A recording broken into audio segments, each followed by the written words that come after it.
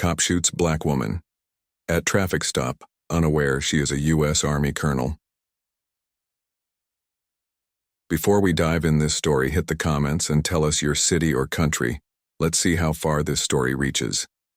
If you like the video, please subscribe. Blue lights, a siren.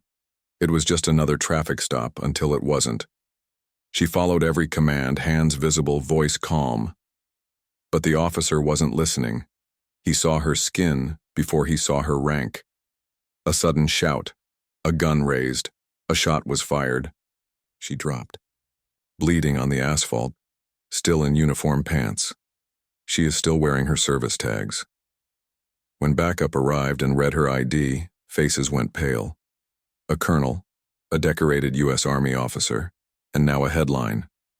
What happens when the very nation you swore to defend turns its weapon on you? Watch until the end. Colonel Angela Monroe had just returned home from a 9-month deployment overseas. She wasn't in dress blues, just jogging pants and a military sweatshirt, her ID tag hanging beneath it. It was late. She was driving back from the airport, craving rest, her duffel bag tossed in the back seat. She had led troops, faced combat, and negotiated under fire, but nothing prepared her for what would happen just a few blocks from her own home. A routine traffic stop. That's all it was supposed to be. A missing taillight. She pulled over, kept her hands at 10 and 2, and rolled down the window. Her voice was steady. "Yes, officer." But something in his eyes felt off. He wasn't asking questions. He was issuing warnings, aggressive, nervous, demanding ID, then yelling not to move as she reached for her license. She froze. Then, without warning, it all turned deadly. The officer, young, white, visibly tense, kept his hand near his holster. "Don't move," he barked again, louder this time. Angela didn't. Her hands were still in view. "My license is in my pocket," she said calmly, clearly, but his voice rose. "You're resisting. Show me your hands." They were already visible. Angela's mind raced. Stay still. This wasn't a battlefield, but somehow it felt more dangerous. There, at least, her uniform meant respect. Here, it meant nothings. She slowly turned her head to speak. The officer stepped back, and bang, one shot. Pain seared through her side as her body slumped against the door. The pavement rushed to meet her, her vision blurred. From the ground, she heard the officer's panicked voice calling for backup, stammering about a threat, about reaching. Within minutes, multiple squad cars arrived. As one officer knelt beside her and began searching her jacket for ID, everything stopped. "Wait, she's military. Full bird colonel. Angela Monroe." The radios went silent.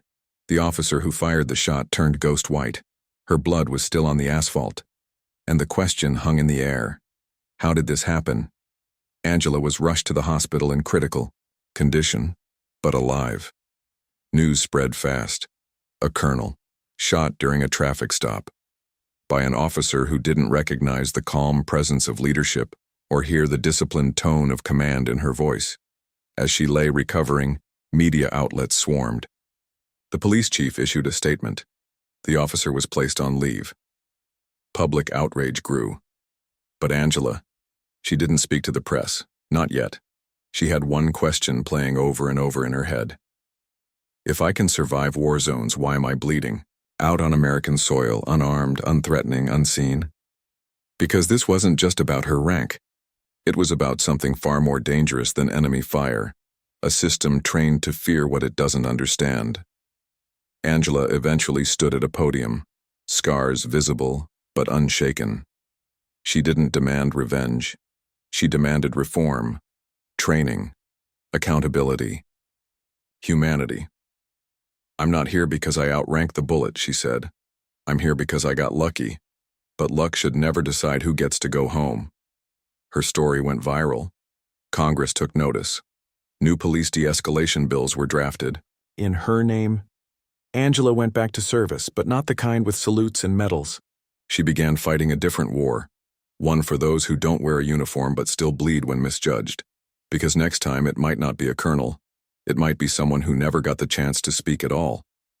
If you enjoyed this story and thought it provoking, don't forget to like, share, and subscribe for more powerful narratives.